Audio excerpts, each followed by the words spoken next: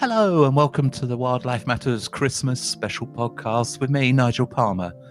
Today we're going to be looking at a traditional Christmas story that shows how nature and Christmas are so intricately linked together.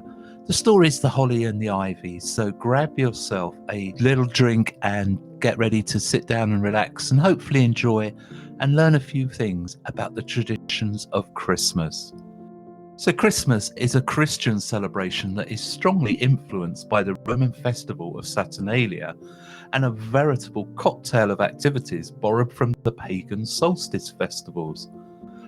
Pagan was the name given to all non-Christian groups by the Christians and included a wide range of local activities and festivities that were part of the solstice celebration that heralded the new year and a return to the longer daylight hours. Pagans celebrated with a series of feasts and activities that often included a lot of food and alcohol, but many of their festivities still remain today. Some are better known than others perhaps, but hundreds of years ago, and before the use of clocks to tell the time, pagans stuck a stick in the ground 3 days after solstice, that we now know as Christmas Eve, and waited for it to cast a shadow from the sun. And this usually happened around the 25th of December.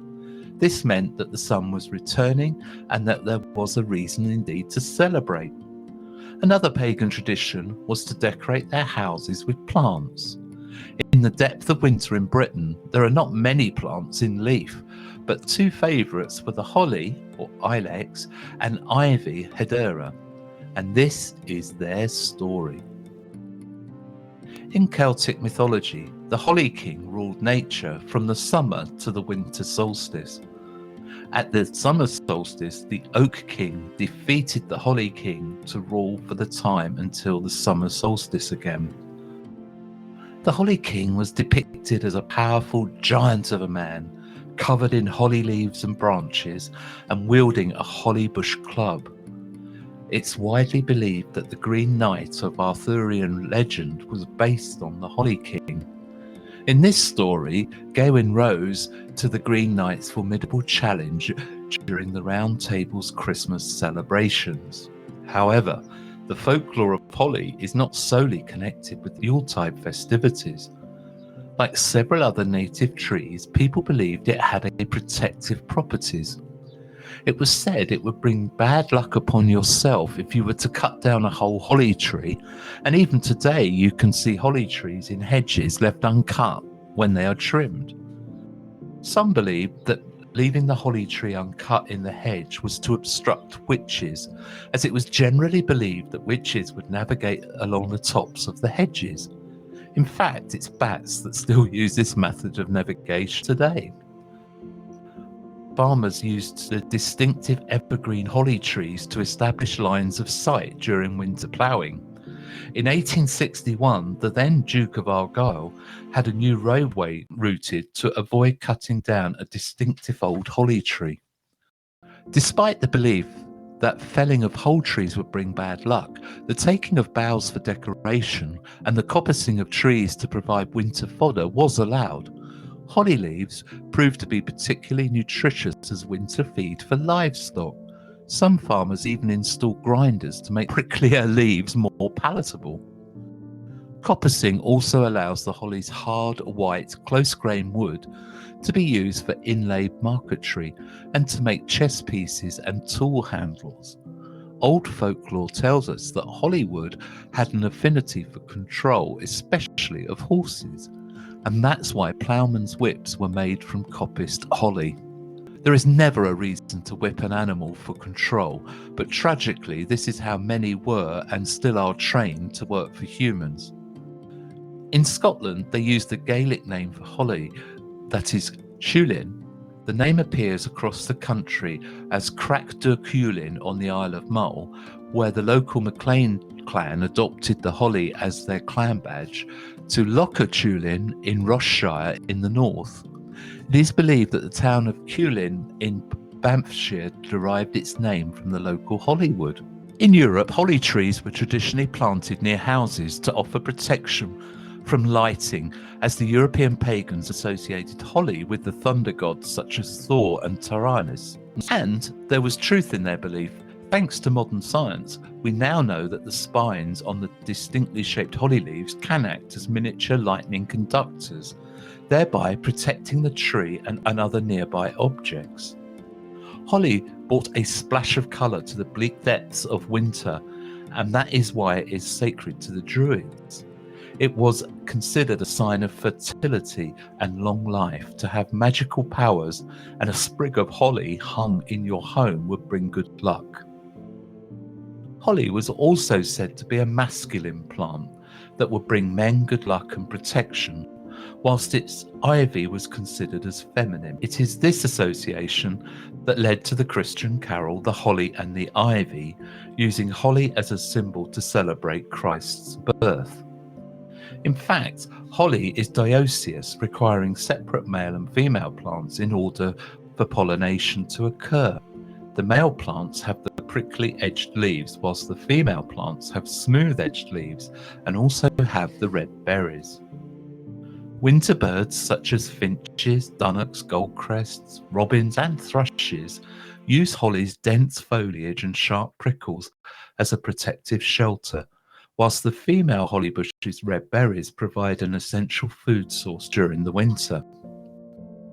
Smaller wildlife such as hedgehogs, toads and slowworms use the deep leaf litter produced for hibernation, whilst bees collect the nectar and pollen produced earlier in the year.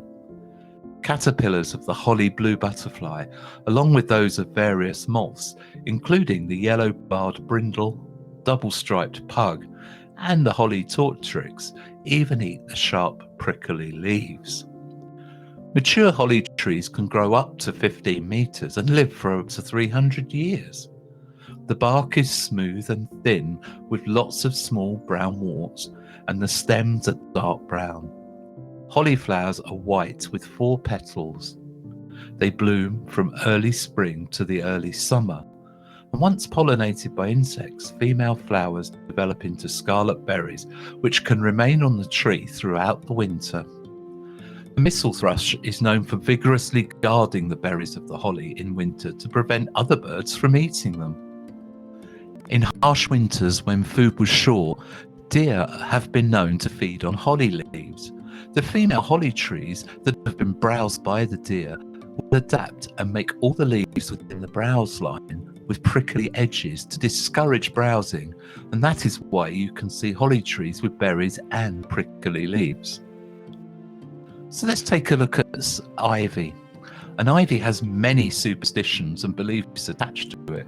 Because it forms dense thickets in woodland and can grow where other plants could not, it was able to block out the light, even to the mighty oak. The Druids believed the ivy gave them strength and power to defeat their enemies, giving ivy a rather sinister reputation.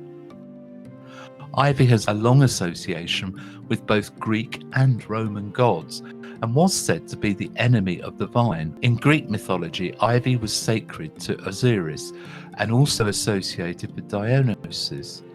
In Roman mythology, ivy was connected to Bacchus, the god of wine, and it grew over his homeland.